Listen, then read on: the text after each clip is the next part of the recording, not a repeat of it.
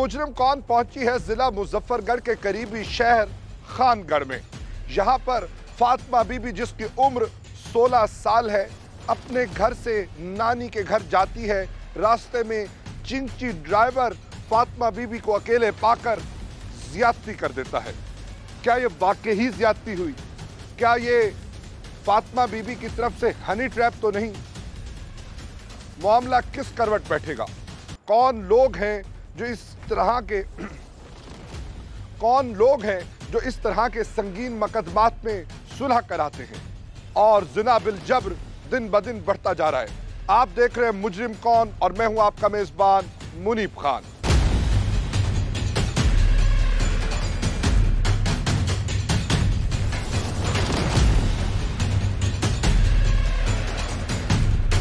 मुजफ्फरगढ़ के इलाके हाजी वाह से फातिमा बीबी एक चिंची रिक्शे पे बैठती हैं। मुख्तलिफ सवारियां उस पर सवार होती हैं और उतरती रहती हैं। चमन बाईपास के पास तमाम सवारियां उतर जाती हैं और फातिमा बीबी उस रिक्शे पर सवार रहती हैं। रिक्शे वाला फातिमा को अकेला देखकर रेप करने की कोशिश करता है।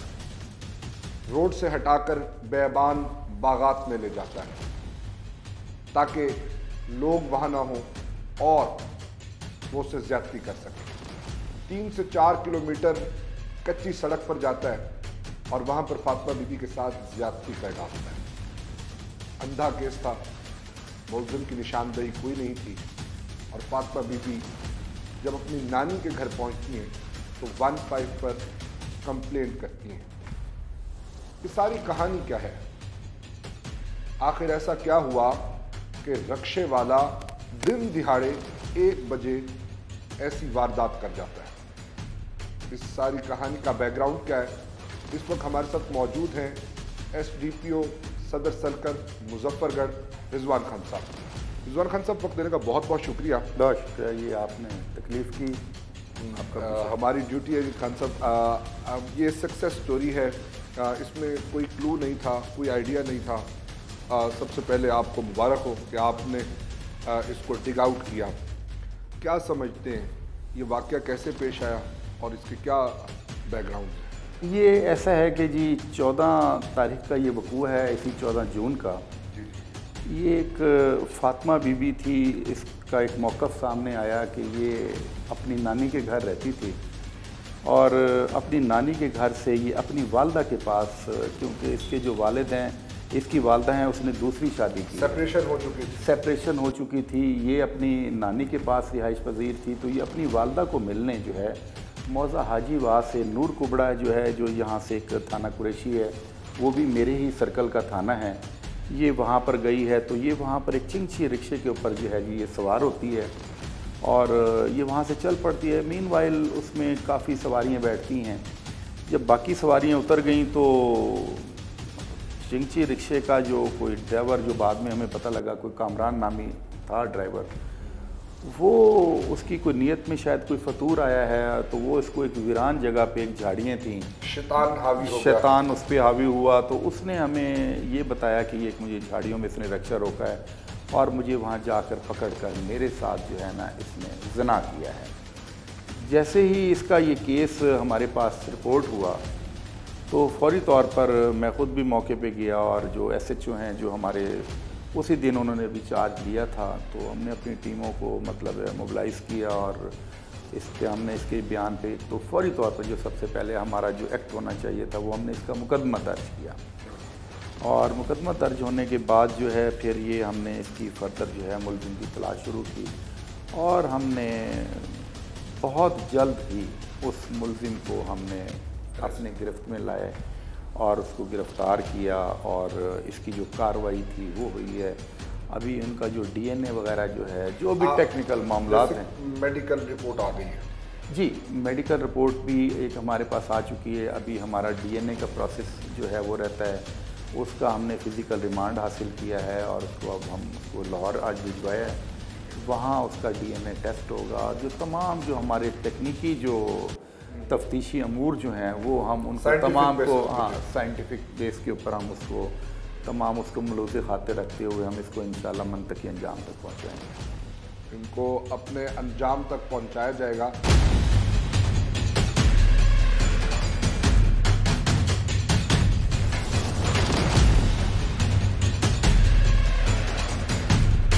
जिला मुजफ्फरगढ़ की फातिमा बीबी, दिन 1 बजे उनके साथ ज्यादती की गई।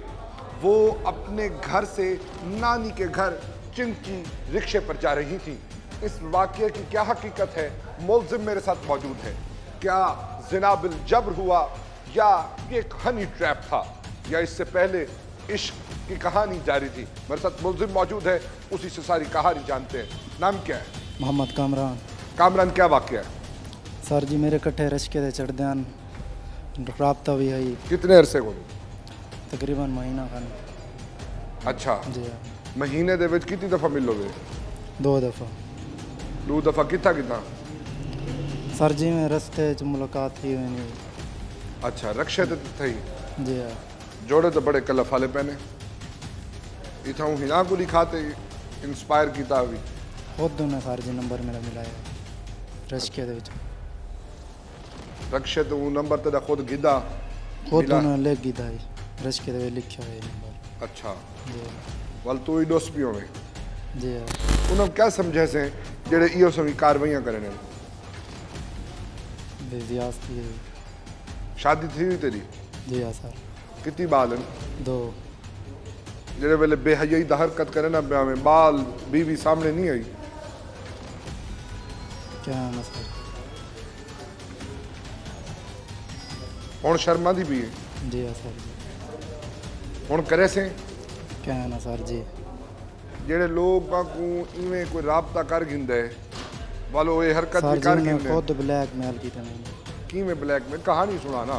काल शाल करे ने सर जी भाई मैं क्या करे ने काल, क्या करे ने क्या दे वो दसा सारी कहानी भाई मुलाकात करो तो सबको अच्छे लगे हुए ये साथ मोहब्बत थी के बाद ना। तू कोई फिल्म का अदाकार है? क्या है ना सर जी? अच्छा क्या है तू? गरीब मजदूर आदमी। अच्छा हुण तक पता लग गया तू कितना सोना है, तेरे क्या बनी है? दफा 376 का पता ही भी क्या जुर्म है, क्या सजा है? क्या है ना सर जी? हैं? क्या है ना सर जी? तक पता है तो उम्र कैद दिया तक सजाए मौत थी सकती है। सर जी मेहरबानी थी सके बहुत शर्मसार हैं सर जी।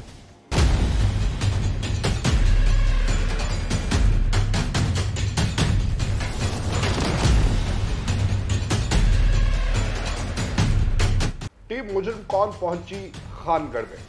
खानगढ़ में एक इंतहाई अफसोसनाक वाकया पेश आया।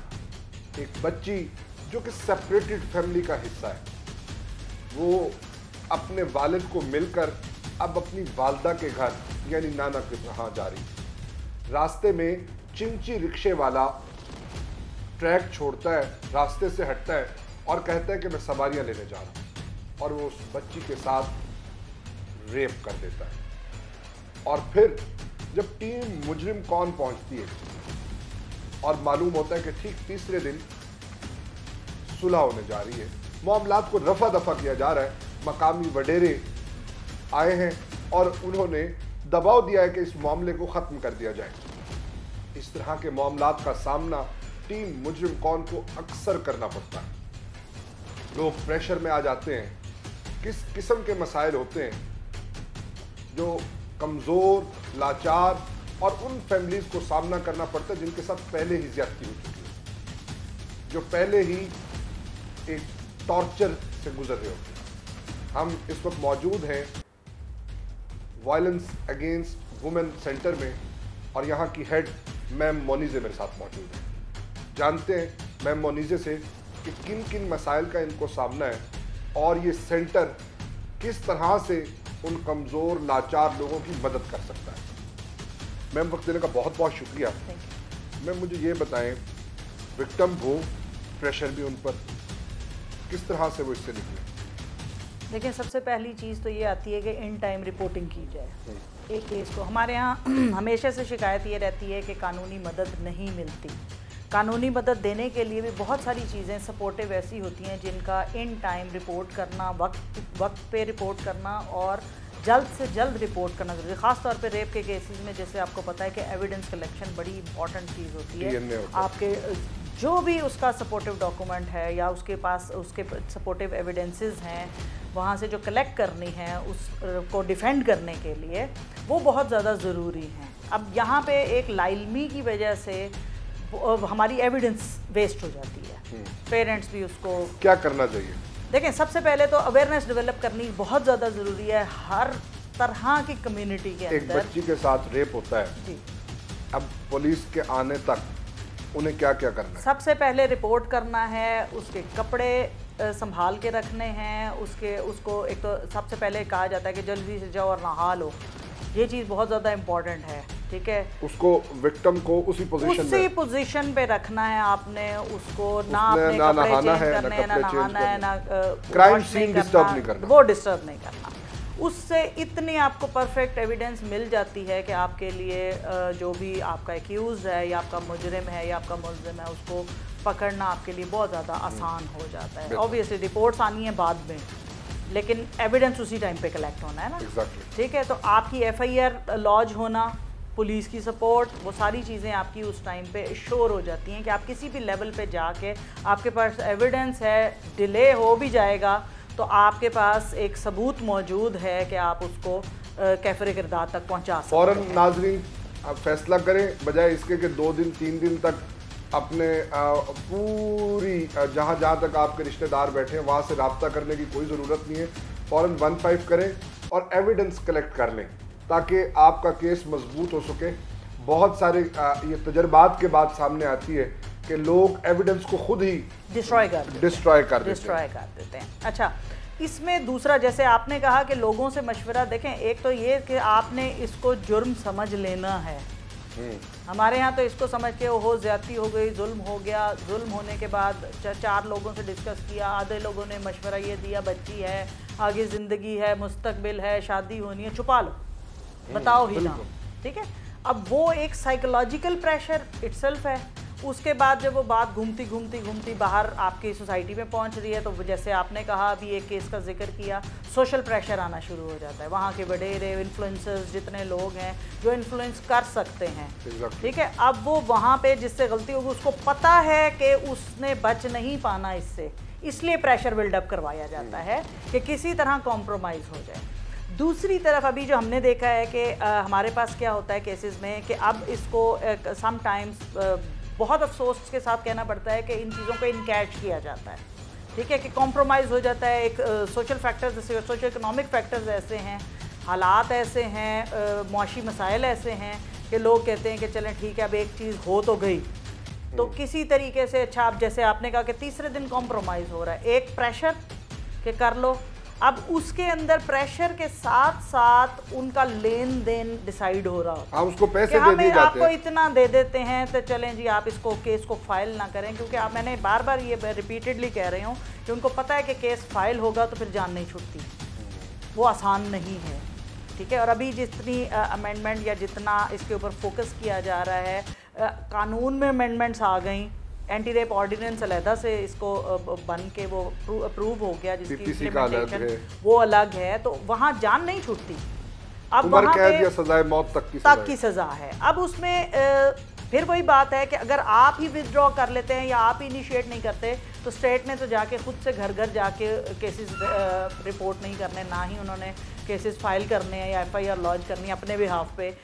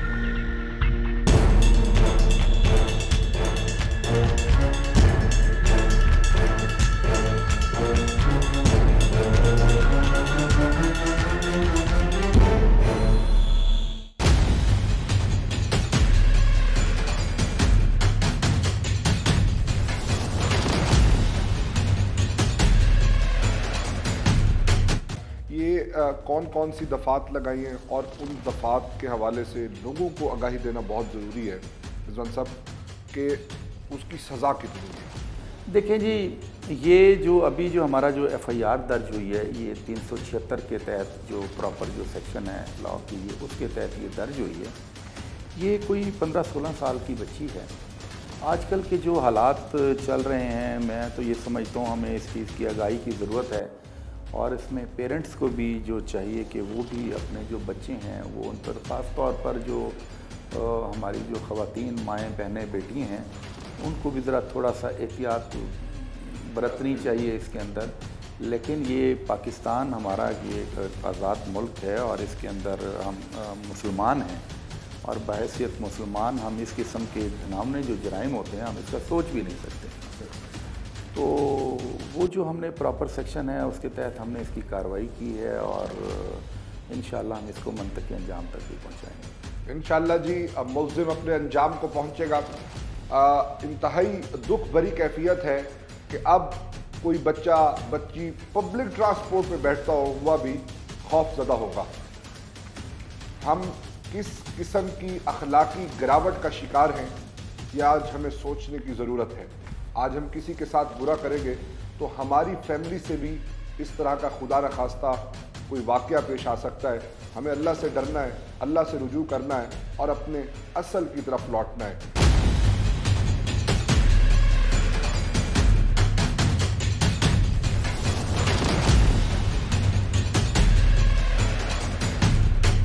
कौम को माफ़ी मंगसो। जी हाँ सर जी। क्या आखसो? भाई गलती थी कि माफ़ कर देता हूँ। अच्छा, महीने तो राब्ता है उदय फ़ोन आने या तेरे आने मुंदे आना खुद व्हाट्सएप ते तस्वीरें भी भेजेंदे आवे क्या है ना सर जी। व्हाट्सएप आ देना उसन भी सोने शहजादा अपनी तस्वीर आता भेज। व्हाट्सएप नंबर भी नहीं है। अच्छा, ये सारा वकूआ जो गलत है। जी हाँ सर जी। ज़बरदस्ती कहनी क्या है ना, कोई ज़बरदस्ती तेको पता है जेड़े वेले तू कार्रवाई करते किए कि ए ते नल थींदा भी है। क्या है ना सर जी, मैंने उन्हें नंबर दिते पे बंदे को, पता नहीं उन्हें कौन है, कोई रिश्तेदार है। उन्हें मेरे को नंबर मिला है, भाई आओ भाई जान सवारें चाहोने सवारें चाह के मुजफ्फरगढ़ भाई छोड़ने कितना किराया 300 किराया मोक चौक थी कि सर जी मैं 1000 भी आखे भाई उन्हें के को काम करो कुछ। मैं सर जी पेट्रोल महंगा है, उन्हें चलो 800 घेन गिना।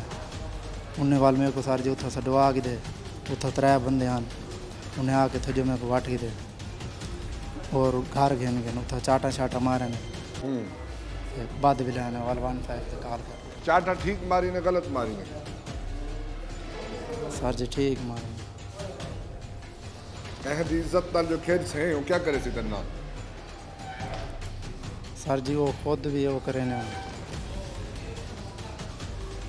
अगर कोई छेड़ छेड़े राब्ता करे शुअर को क्या करना चाहिए? बंदा आप वो करना चाहिए, रोकना चाहिए। बच्चे जी जी हाँ। नाजरीन, मुल्ज़िम की आपने गुफ्तगू सुनी है कि फ़ातिमा बीबी बकौल इसके कि इससे राब्ते में थी और किस तरह से आज ये शर्मिंदा है। अल्लाह ताला हमारे जवानों की हिफाजत करे, हमारे बच्चों की हिफाजत करे, हमारे school going, college going, university going तलबा की हिफाजत करे।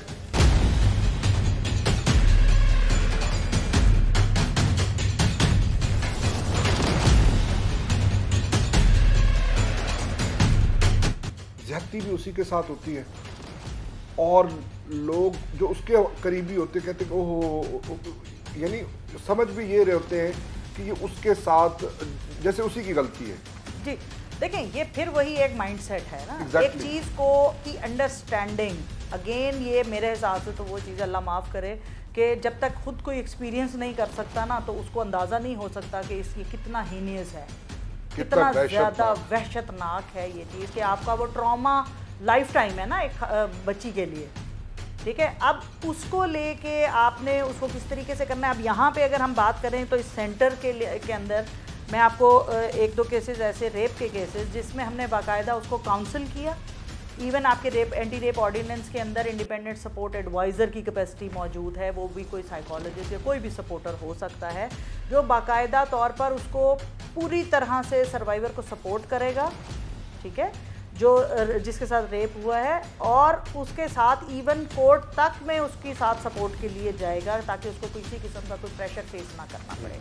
और मैंने ये देखा है कि हमने जितने लोगों जिन केसेस में हमने खातून को इसके ऊपर काउंसल किया और उसको बताया, उसको रियलाइज़ कराया, जहाँ पे उसका वो ट्रॉमा हमने काउंटर किया कि भाई आपके साथ ये ज़्यादती हुई है, इसकी उस शख्स को सज़ा मिलनी चाहिए, गलती नहीं है, ये कोई गलती नहीं है या कोई मजाक नहीं है, बाय चॉइस है, ठीक है। तो जो चीज़ गलत हुई है उसके लिए सबसे पहले उस शख्स को रियलाइजेशन ज़रूरी है ना, उस बच्ची को वो रियलाइजेशन कि उसके साथ हो क्या गया है। अब उसके बाद उसको जब सपोर्ट दिलवानी है तो उसको ये यकीन दहानी करानी ज़रूरी है कि अगर वो विड्रॉ कर लेगी तो कोई कानून भी उसकी मदद नहीं कर सकता ना। exactly. हम चाहने के बावजूद हमें तकलीफ़ हो रही होती है, जब हम डील कर रहे होते हैं हम खुद वो तकलीफ़ महसूस कर रहे होते हैं, लेकिन वो भी उतनी हद तक की नहीं हो सकती जो उसने ज़ाहिर है फेस की है या एक्सपीरियंस की है। तो उसको उस चीज़ पे काउंसल करना कि उस चीज़ का ज़ाहिर है कोई रिवर्सल तो है नहीं, वो वापस नहीं हो सकती जो एक्सपीरियंस उसने कर लिया। बट अगेन अगर वो चीज़, वो रियलाइजेशन उसको हो, वो अपने लिए स्टैंड ले ले। इवन वहाँ पे फैमिली इन्फ्लुएंस भी इतना काउंट नहीं कर रहा कि अगर उसने स्टैंड ले लिया जिसकी ज़िंदगी थी, वहाँ पर भी चीज़ें बड़ी सक्सेसफुल हुई। इवन अगर 2-2.5 साल के बाद भी डिसीजन आया तो उन्होंने खुश होकर आके बताया कि आपने हमें सपोर्ट की थी, हमारा बड़ी जल्दी डिसीजन हो गया। और हम देखते थे कि मैम किस तरह के केसेस के लोग आपके पास आए और आप उनको क्या क्या फैसिलिटेट करें? देखें, हमारे पास इदारे में हर चीज़ अंडर वन रूफ मौजूद है। हमारे पास विमेन पुलिस स्टेशन मौजूद है, मेडिको लीगल की फैसिलिटी, मेडिको लीगल के लिए भी आपको बाहर नहीं जाना पूरे पड़ता। डिस्ट्रिक्ट से आपके डिस्ट्रिक्ट पास मुल्तान में, हाँ जी, किसी भी जगह से डिस्ट्रिक्ट के अंदर से आपके पास केस आता है, हम यहाँ पे रजिस्टर कर सकते हैं। ठीक है, हम यहाँ पे रजिस्टर करते ही उसको फौरी तौर पे पुलिस विमेन पुलिस स्टेशन यहाँ पे मौजूद है, हम वहाँ पे रेफर किसी भी करते हैं। थाने का उस थाने में जाने की जरूरत वहाँ पे कि वहाँ से भी रेफर हो सकता है कि अगर आपको नहीं पता, आप कंसर्न पुलिस स्टेशन में गए हैं तो आप वहाँ से भी अपना केस यहाँ रेफर करा सकते हैं। यहाँ पे वो होगा, वहाँ से मेडिकल डॉकेट इशू होगा, वहीं से MLC हो जाएगा यहीं पे जी, और यहीं से फिर आगे FIR लॉज हो जाएगी और फर्दर जो इन्वेस्टिगेशन है, प्रोसिक्यूटर यहाँ मौजूद हैं, चालान उनसे फाइनल होगा, मतलब जाहिर है उसके ऊपर अगर कोई ऑब्जेक्शन है, एविडेंस में कोई मिस्टेक है या जो भी चीज़ है, उसका चालान यहाँ से उनसे चेक हो के और वो फिर आगे जुडिशल होना है या जो भी होना है, यानी वो बच्ची, औरत, खातून यहाँ पे आ जाए, आप यहीं पे उसकी काउंसलिंग, यहीं पे उसे आप काउंसल करेंगे। यहीं पे सादा ज़बान में मैं बता दूं, वकील भी मौजूद है, इधर पुलिस स्टेशन भी मौजूद है, यहाँ पर ये आपको गाइड भी करेंगे और यहाँ पे आपको ये कुछ टाइम के लिए रखेंगे भी सही जी, बिल्कुल, अगर ज़रूरत में। अगर हमारे साथ ये अटैच शेल्टर होम मौजूद है, दारुल अमान की सहूलत मौजूद है, वो 50 बेड शेल्टर होम हमारे पास मौजूद है, अटैच्ड है। अगर उस खातून को कोई मज़ीद तहफ़्फ़ुज़ की ज़रूरत है, घर में भी इवन अगर उसको प्रेशराइज़ किया जा रहा है और वो समझती है कि नहीं वो अपने हक़ के लिए फ़ाइट करना चाहती है, तो वो यहाँ पे शेल्टर की सहूलत भी मौजूद है, वो भी दी जा सकती है। ये आपको रिहाइश भी देंगे, आपको वकील भी देंगे, पुलिस भी देंगे, आपको कोर्ट में भी ले जाएंगे। अगर आपको मेडिकल की अस्पताल में कोई सेहत के हवाले से कोई ज़रूरत है तो ये आपको यहाँ पे सब चीज़ें मिलेंगी। हमारा प्रोग्राम करने का मकसद ये है कि हम आपको बता सकें कि यहाँ हो क्या रहा है। ये बहुत स्टेट ऑफ द आर्ट जो है ना डिपार्टमेंट बनाया गया है, लेकिन हमारी बच्चियों को, हमारी खातीन को इल्म नहीं है।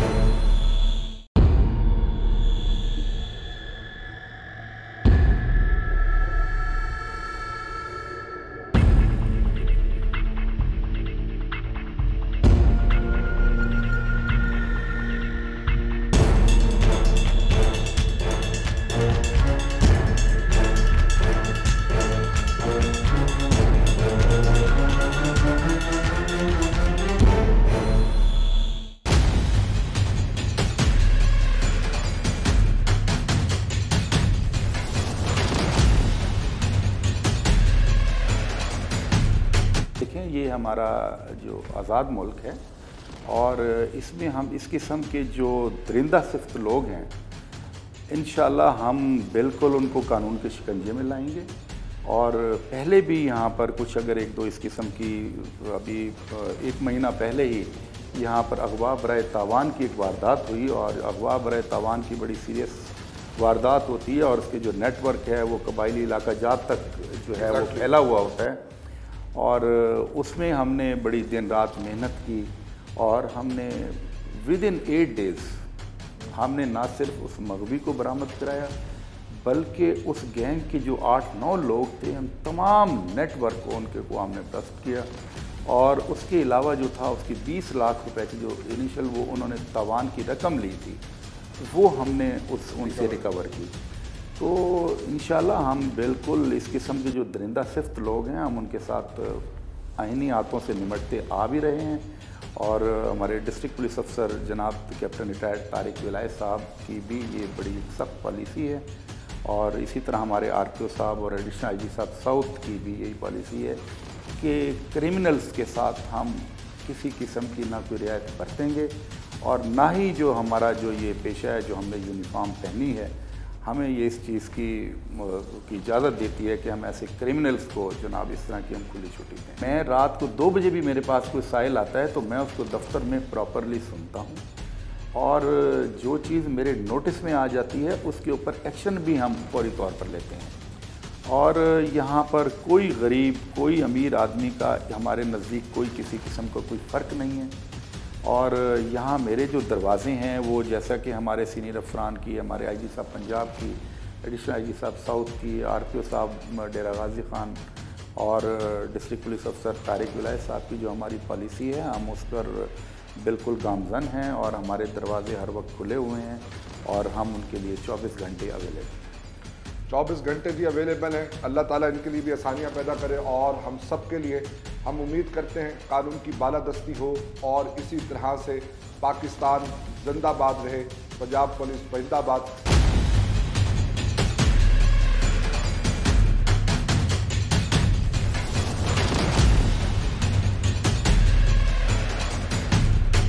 मैम, एक इशू जो हमने प्रोग्राम करते हुए देखा, कॉलेज गोइंग, स्कूल गोइंग और स्पेशली यूनिवर्सिटी गोइंग जो बच्चियाँ हैं उनको ट्रैप किया जाता है, उनके अपने फेलो, सीनियर्स, कॉलीग्स, इस तरह से वो ट्रैप होती हैं।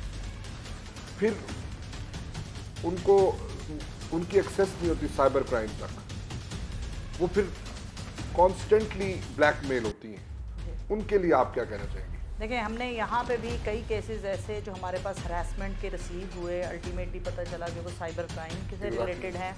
हमने उनको बाकायदा साइबर क्राइम पुलिस स्टेशन के साथ हमारा कांटेक्ट है, हमारा रेफरल मैकेनिज्म है, उनके साथ हमने यहाँ पे डील करने प्रेफरेबली हमने कोशिश की, क्योंकि वहाँ पे भी एक डिफरेंट ज़ाहिर है, एक पैटर्न है और रूटीन का कन्वेंशनल एक पैटर्न है। हमने उनको यहाँ पर टैकल करने की कोशिश की कि हम यहाँ पे बुला के पुलिस की सपोर्ट के साथ, और उस तरह अगर वो रिजॉल्व होता है, क्योंकि यहाँ पे बहुत सारा आइडेंटिटी का इशू आ जाता है कि बच्चियाँ चाहती हैं कि इवन उनके घर तक भी बात ना पहुँचे। Exactly. हम उस चीज़ को भी कॉन्फिडेंशियल रखते हुए उसको उसी तरह से सपोर्ट करने की पूरी कोशिश करते हैं, लेकिन जहाँ पे ज़रूरी हो जाता है कि फैमिली को इन्वॉल्व किया जाए, वहाँ पे उसको भी काउंसल करके, वो सपोर्ट भी फैमिली काउंसलिंग करके उनको वो सपोर्ट के, देखें गलती अगर इंसान से हो गई है तो उसमें सज़ा भी उसको भी मिलनी चाहिए जो बात बराबर का गुनहगार है ना, तो उसको सज़ा तक पहुंचाने के लिए वो सपोर्ट और वो रिक्वायर्ड होती है फैमिली की। वो हम फैमिली सेशंस भी करके अल्टीमेटली हम उसको साइबर क्राइम के उधर थाने में रेफ़र करते हैं, और वहाँ से हमने बहुत सारे सक्सेसफुली लोग अरेस्ट भी करवाए हैं और उनको सज़ाएँ भी करवाई हैं।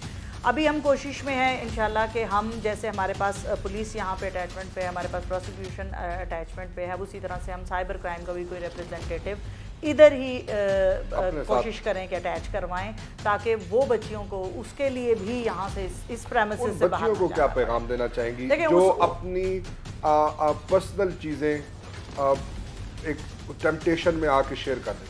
देखें, यहाँ पे जो मैं बात करती हूँ हमेशा वो ये कहती हूँ कि एक तो ये हो गई रेमेडी का लेवल ना, जो ये इतना बड़ा सेंटर बना है। दूसरा लेवल है प्रिवेंशन का लेवल, जो इस पे हमें काम करने की ज़रूरत है कि हमने प्रिवेंट कैसे करना है इन चीज़ों को।